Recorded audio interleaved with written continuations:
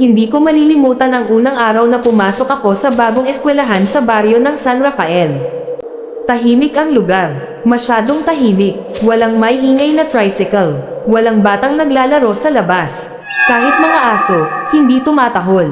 Ang tanging maririnig mo lang ay ang tunog ng hangin na dumadaan sa mga puno ng mangga sa gilid ng paaralan. Dito ka na mag-aaral simula ngayon, sabi ni Mama habang nakahawak sa balikat ko. Tumanggo lang ako. Ayoko talaga lumipat, pero wala akong choice. Nalugi ang maliit naming tindahan sa Maynila kaya napilitan kaming umuwi sa probinsya ng yumao kong lolo. At doon nagsimula ang lahat. Pagpasok ko sa classroom, agad akong napatingin sa mga kaklase ko. Lahat sila, nakatingin sa akin. Hindi normal na tingin, parang gutom. May isang babae sa dulo ng silid na sobrang putla. Mahaba ang buhok niya at halos matakpan na ang mukha. Nakangiti siya habang nakatitig sa akin. Umupo ka doon, sabi ng teacher kong si Mrs. Valdez.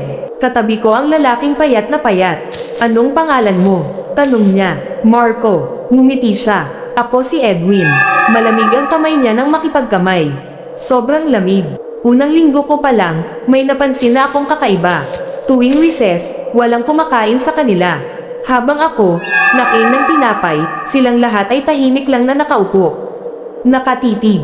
Minsan, nahuli kong dinidilaan ng isa kong kaklase ang gilid ng labi niya habang nakatingin sa leeg ko. Akala ko nagbibiro lang sila. Hanggang sa may nawala, si Jenny, isa sa pinakamadaldal sa section namin. Hindi siya pumasok kinabukasan. At ko po nakita sa ilog, bulong ng isang estudyante. Anong nakita? Hindi siya sumagot, bigla lang siyang namutla. Kinagabihan, nagising ako dahil sa kakaibang tunog sa bubong. Parang may naglalakad. Akala ko pusa lang. Pero nang sumilip ako sa bintana, may nakita akong anino sa puno ng mangga. Nakadapa, baliktad ang katawan, at dahan-dahan itong gumapang pababa. Nanigas ako. Doon ko nakita ang mukha. Isa sa mga kaklase ko, si Edwin. Ngumiti siya sa akin. Pero hindi normal ang bibig niya. Hati hanggang tenga. At may dugo sa baba niya. Hindi ako nakatulog buong gabi.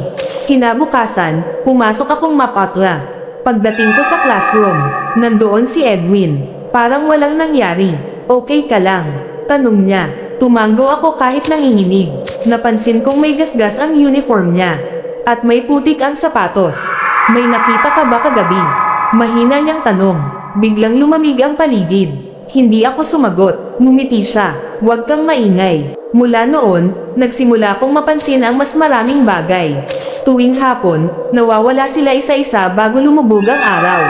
Hindi sila sumasabay umuwi. At tuwing gabi, may naririnig akong iyak sa gubat sa likod ng paaralan. Minsan, may sumisigaw. Minsan, parang may ngumunguya.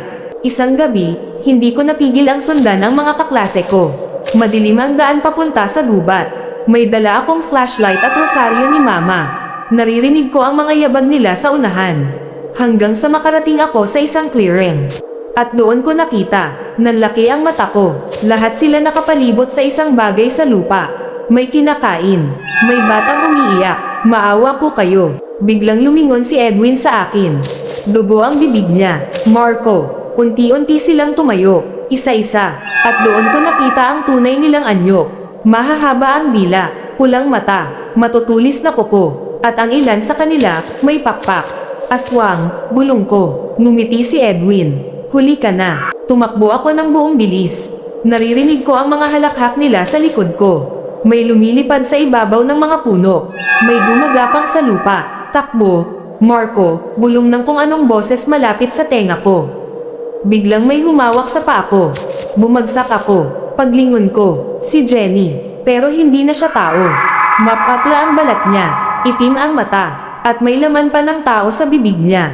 Gutuom, sabi niya habang papalapit. Isinubsob ko ang rosaryo sa mukha niya.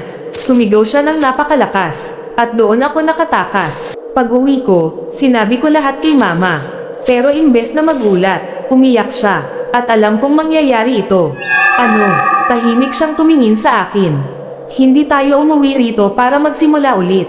Nilabas niya ang isang lumang kahon. Sa loob nito ay mga lumang larawan. At nakita ko roon, si Mama. Bata pa siya noon, kasama ang mga taong nasa likod niya. Mga aswang. Nanlaki ang mata ko. Anak, nanginginig niyang sabi. Dugo natin sila. Parang huminto ang mundo ko.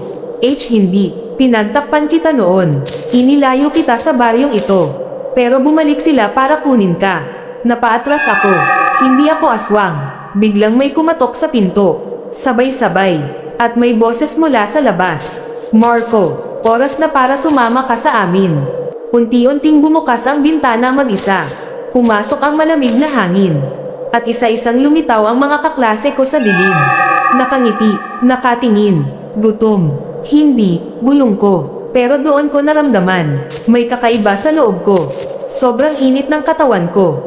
At sobrang lakas ng tibok ng puso ko. Naririnig ko ang tibok ng puso nilang lahat. Naamoy ko ang dugo. At bigla, nagdilim ang paningin ko. Kinabukasan, may bagong estudyante sa classroom. Tahimik siya, takot, at lahat ng kaklase niya nakatitig sa kanya, habang si Marco nakangiti na sa likod ng classroom. Mahaba na ang kanyang ngiti, at ang kanyang mga mata, pula.